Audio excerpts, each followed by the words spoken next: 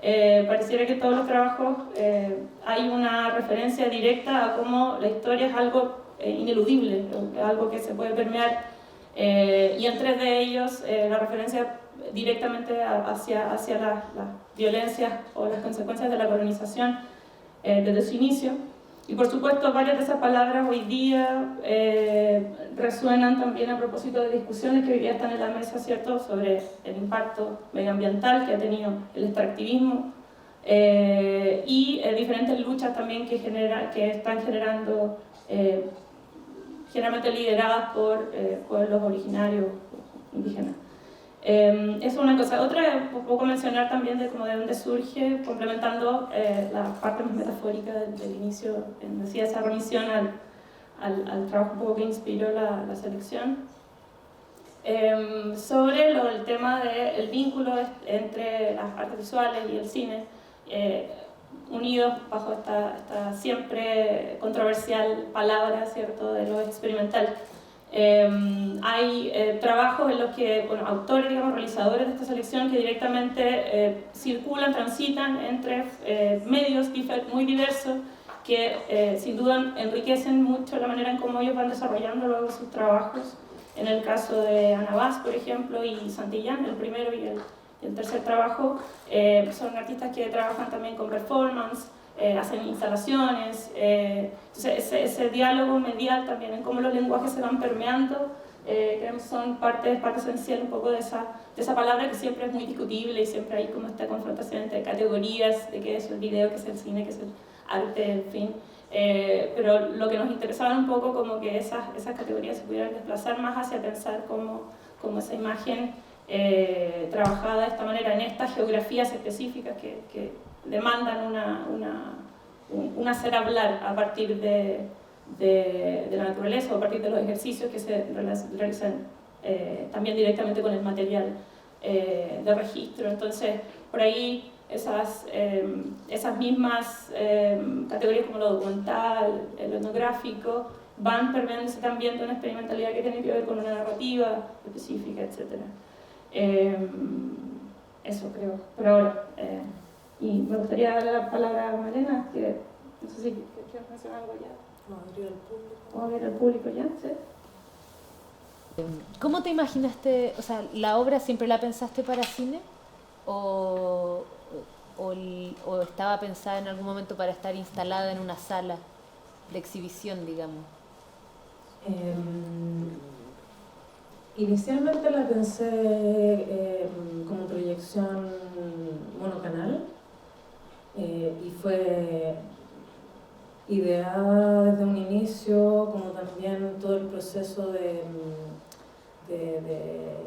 postproducción estuvo enfocada a terminarla en 35 milímetros.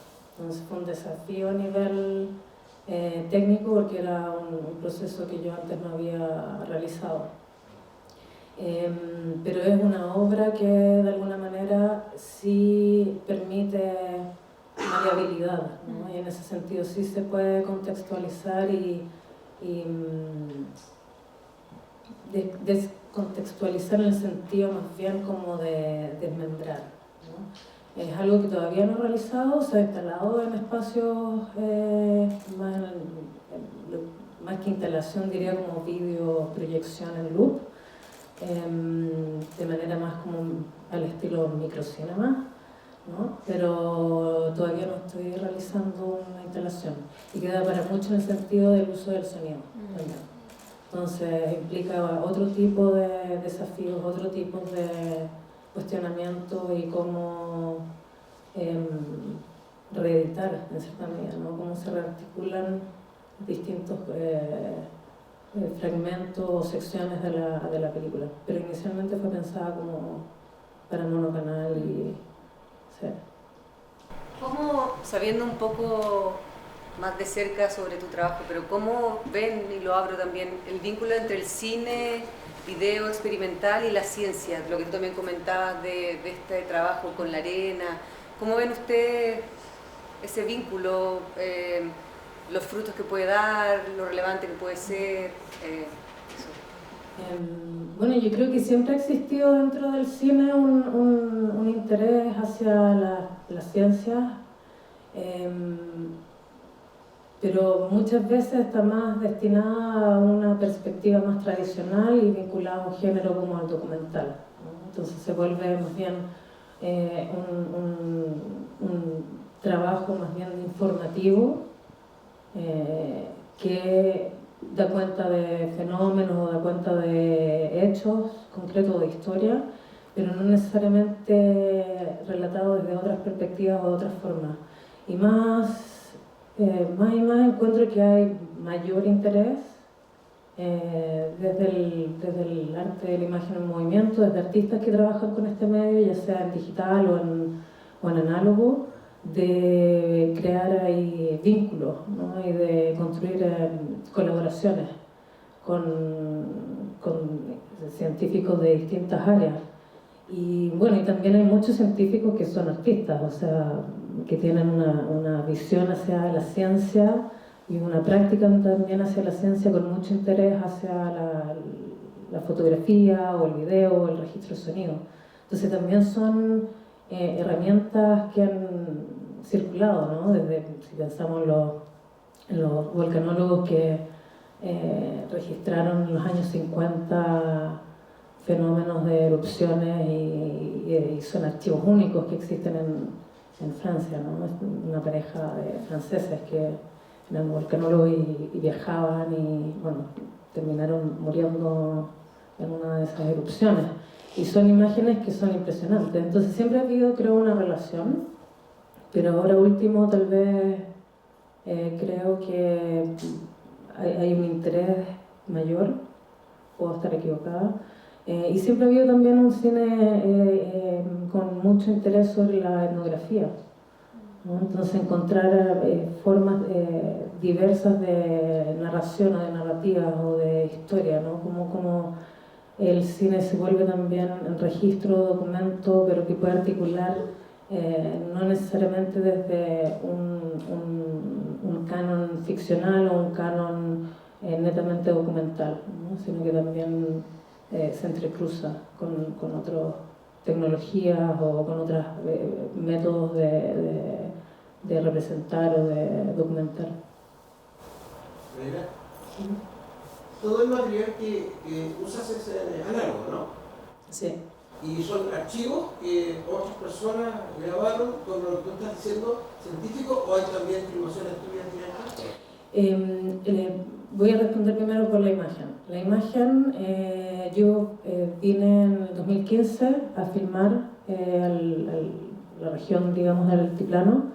Era un proyecto que ya venía yo pensando desde hace tiempo.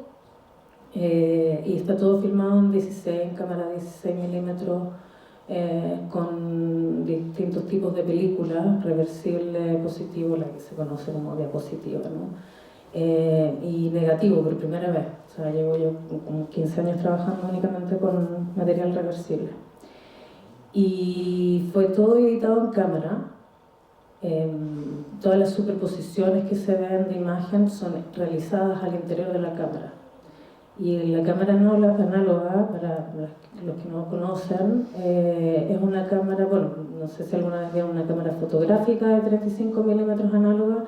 En fin, o sea, uno registra una imagen y no ves la imagen hasta que la imagen se revela, ¿cierto? Entonces, exige un vínculo con el aparato y con lo que uno observa, que es muy distinto al que hemos desarrollado con las cámaras digitales, ¿no? Que hay una inmediatez directa de grabar algo, observarlo, desecharlo, continuar, generar una multiplicidad de imágenes casi infinita, ¿no? Una acumulación infinita.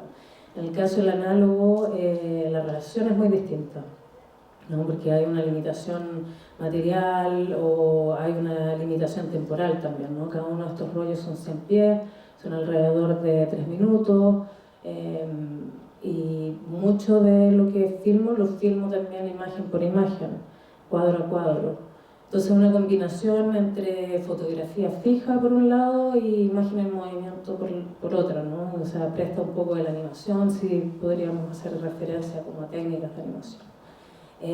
Pero en mi caso, a nivel de mi trayectoria dentro del arte, está vinculado más bien a la fotografía fija, que fue casi como mi punto inicial de interés en crear imágenes en el fondo, más que otras disciplinas. Entonces siempre se juega entre imagen fija, imagen en movimiento, y crea también toda una temporalidad diferente a la que estamos usualmente acostumbrados a percibir, ¿no? Entonces se vuelve algo mucho más sensorial, y toda la filmación no hay una planificación, no hay un guión, es mucho más bien lo contrario, o sea, tratar de desarrollar una capacidad inmediata de reacción con el espacio, y poder crear algo con ello, ¿no? Que a veces resulta, a veces no resulta. Y respecto al sonido, el sonido, este es el primer trabajo que hago con sonido. Todas las películas que he realizado son silentes, que no quiere decir que sean silenciosas. Y trabajos posteriores de instalación, algunos hicieron intentos de inclusión del medio del sonido, pero nunca realmente fue algo que tuve experiencia o que ni siquiera considero tenía mi capacidad perceptual desarrollada de observación y de apreciación del sonido. Tampoco tuve formación, yo no estudié cine estrictamente hablando, fue más bien una formación en artes visuales y posteriormente un máster en producción cinematográfica, pero ya los másteres ya no era nada técnico, ¿no? Era más bien estudio más bien teórico. Entonces con este trabajo, desde el inicio yo me había planteado hacer la inclusión del sonido. Era como algo un pie forzado, de alguna manera, no fue que observase la película y determinara si necesitaba o no necesitaba sonido, era como un pie forzado desde el inicio. Y si bien llevé grabadores de sonido a todas las áreas donde estuve viajando, nunca logré grabar, porque la exigencia que tenía al respecto en relación a filmar y documentar todo lo que estaba viviendo, etcétera, como que no me daba ese espacio mental, ni psíquico, ni emocional para estar pensando en sonido. Pero sí quedó memoria de eso. Y después de un largo proyecto, o sea, de un largo trayecto en realidad de ensayo y de error, y no sé si decir de azar, conocí a una oceanógrafa en Chañaral de Aceituno, en el tercer viaje que realizo vinculado a este proyecto.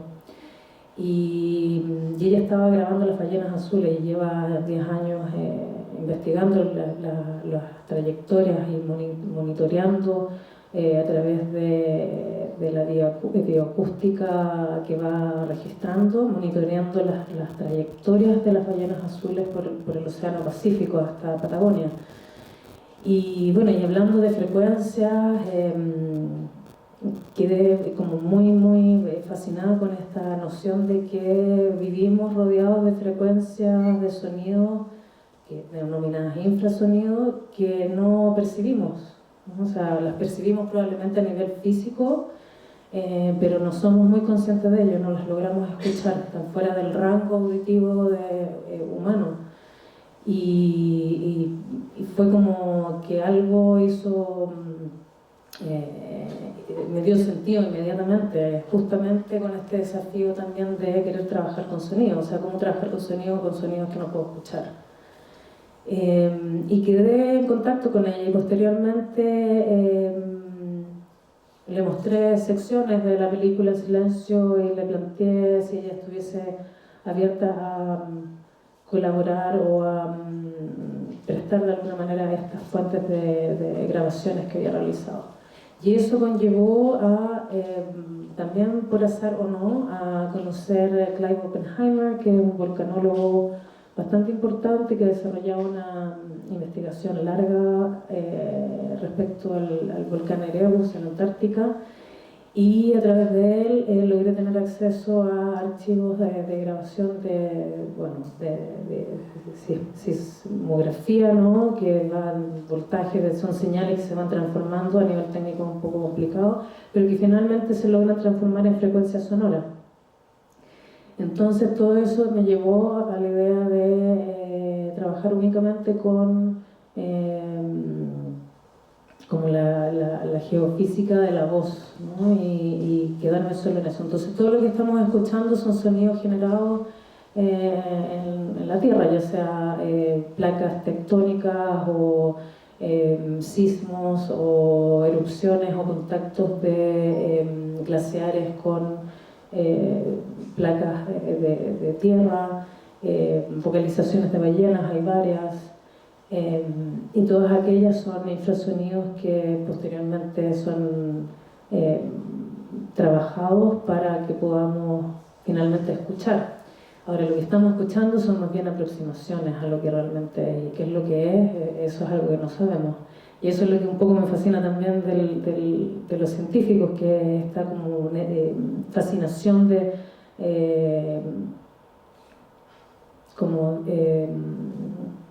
de comprender o intentar comprender cuáles son estas señales y a qué responden, ¿no? Es como un poco aprender el lenguaje de la Tierra, o el lenguaje o los dialectos de las ballenas, que son variados dependiendo de la geografía en las cuales cohabitan.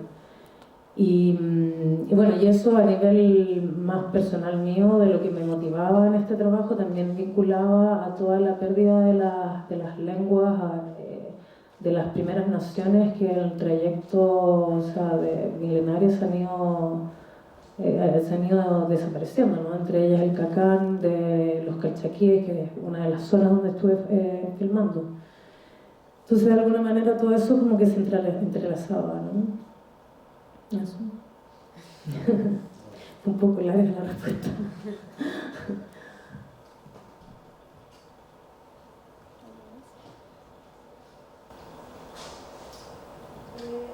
Hablabas de cómo cambia la relación.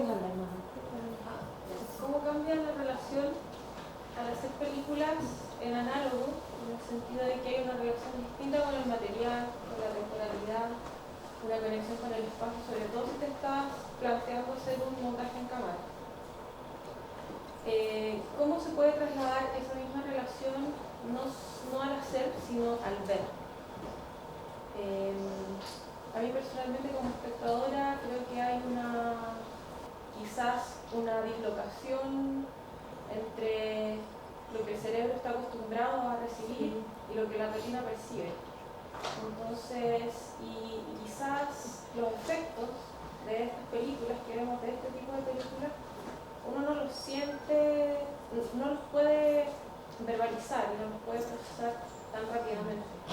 Tu experiencia, desde tu experiencia haciendo, ¿cuál es tu experiencia también viendo este tipo de trabajo? O sea, ¿cuál ha sido mi experiencia? Tu relación con el experimental como espectadora, pero también siendo creadora. Creo que ha ido cambiando con el tiempo, porque por un tema de cultura visual, ¿no? O sea, recuerdo muy al inicio cuando vi las primeras películas que están connotadas dentro del... Feliz cumpleaños, Mario. En las primeras películas que están dentro de lo que se llama cine experimental, que desde mi punto de vista es un término muy complejo y muy limitado. De hecho, prefiero a veces denominar más bien arte imagen en movimiento, pero obviamente decir experimental refiere también hace relación históricamente, ¿no? con la tradición del cine experimental.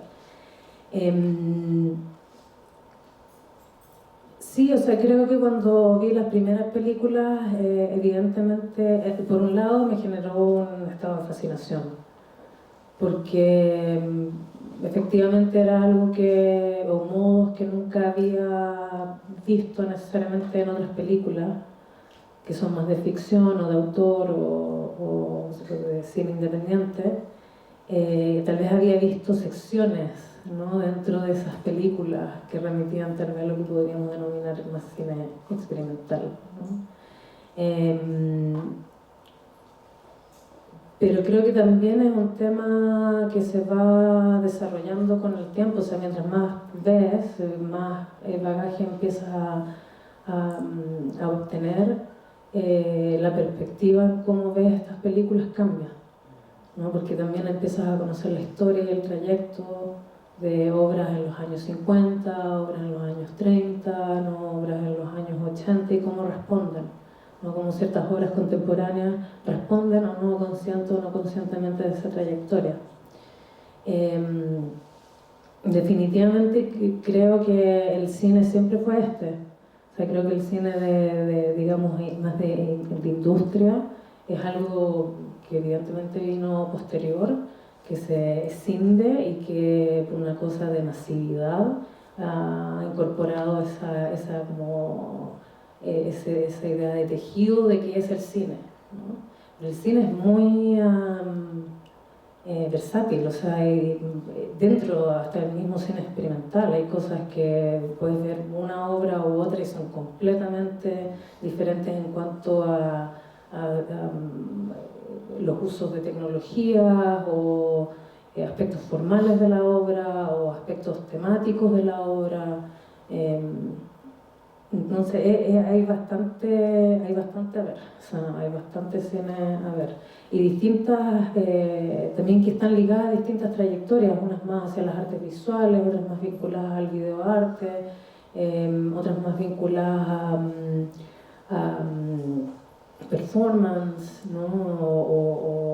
o a cine estructural, que vienen también como con otras tradiciones europeas. Eso en relación para mí como espectadora de este cine. Y creo que es una zona, o sea, que es un arte también que va cambiando y evolucionando, es impresionante, o sea, se ve, sí, es como que no veo fin, tampoco veo fin o muerte al arte o al uso de la película análoga o de la cámara análoga, como se venía diciendo hace unos 10 años atrás, que todo lo que se hablaba era de la muerte del análogo, y nunca fue, o sea, nunca va a ser. Eso no sé si responde a la pregunta. Mi pregunta apuntaba más hacia la experiencia sensorial, tipos de películas. Creo que es una pregunta un poco... O sea, de todas maneras hay obras que apelan, o que sí, que apelan mucho más a un estado, a un vínculo más sensorial que cognitivo o intelectual o conceptual, Por ejemplo, ¿no? claramente es una película súper difícil de asimilar para el cerebro, que está invertida toda la película. Ese tipo de cosas nos exponen a algo que es difícil no necesariamente de soportar en el mal sentido, sino que es algo que genera un desajuste. Y que yo veo en el campo del cine experimental, llamémoslo así porque es más fácil, que existe esa posibilidad de permitirle al cerebro como poder dislocarse, ¿no? Y que ese es el trabajo un poco que hacen también los cineastas que trabajan con este tipo de lenguaje, ¿no? Que yo creo que saben de antemano que es un lenguaje que no es fácil de asimilar para el espectador necesariamente, que también requiere de parte de quienes lo vemos un esfuerzo de entregarse a ver algo absolutamente nuevo y que la cabeza no está acostumbrada y que probablemente no va a poder procesar inmediatamente. Y eso igual tiene consecuencias a nivel cognitivo.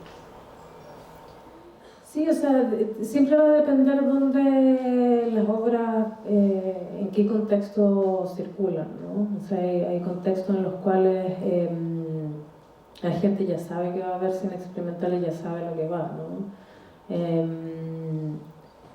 Y también hay contextos en los cuales uno muestra trabajos de estas características donde nunca se ha visto antes algo así. Y bueno, reacciones a nivel histórico también hay anécdotas, ¿no?, que se pueden contar, ¿no?, de cómo en ciertas situaciones el público han reaccionado. Pero remitámonos también hasta la primera experiencia que hubo de proyección de imagen en movimiento, en la cual un tren y todos salieron de la sala pensando que el tren se venía encima, ¿no? Entonces, evidentemente cuando uno no ha tenido una experiencia, y en cualquier índole, en el arte o en la vida también, ¿no?, cuando uno no ha tenido una experiencia por primera vez, te genera un estado como o de choque o de no asimilar o de querer entender. Algunas de estas obras no es realmente que hay que entenderlas, o sea, algunas no apelan necesariamente a un entendimiento, pero siempre hay narrativas que uno puede construir, o sea, también es como una experiencia bastante personal, bastante individual, en ese sentido.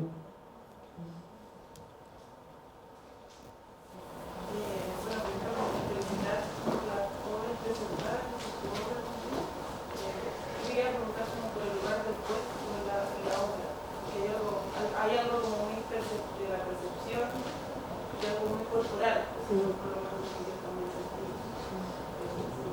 Si hay algo de eso o no, está por pensar. Sí, buena pregunta. ¿Te voy a escuchar? ¿Sí? Me gusta esa pregunta porque nunca se hace. No lo he recibido, de hecho. Y esto me remite directamente a algo que he criticado un poco, que muchas de estas películas, y de hecho este es un programa que ejemplifica muy bien esto, se habla de cine de paisaje, ¿no?, como si fuese una familia dentro del cine experimental, ¿no?, como una película donde solo hay paisaje, bueno, película de paisaje.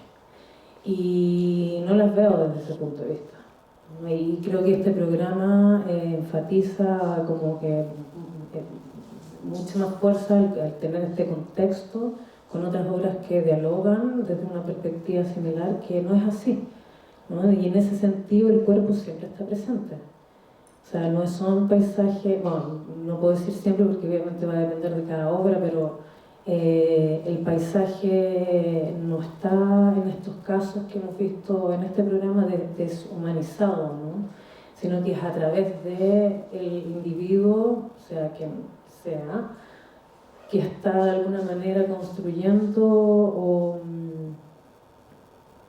Sí, no sé si construir es la palabra apropiada, pero el que está mediatizando toda esta experiencia.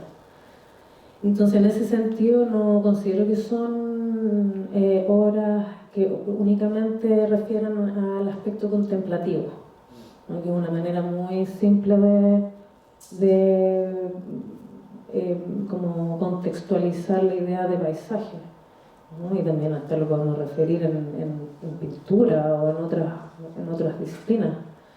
Entonces, para mí en ese sentido siempre estuvo presente, si bien la mayoría de la película, no, toda casi, toda, pero es con trípode, ¿no?, que es un cuerpo ficticio, un cuerpo mecánico. Pero creo que tiene que ver con el modo en cómo está editado, que está editado en cámara, está editado en el momento, que hay un vínculo más de relación con el entorno mismo, de forma directa, ¿no? Y eso es bastante sensorial, bastante corporal.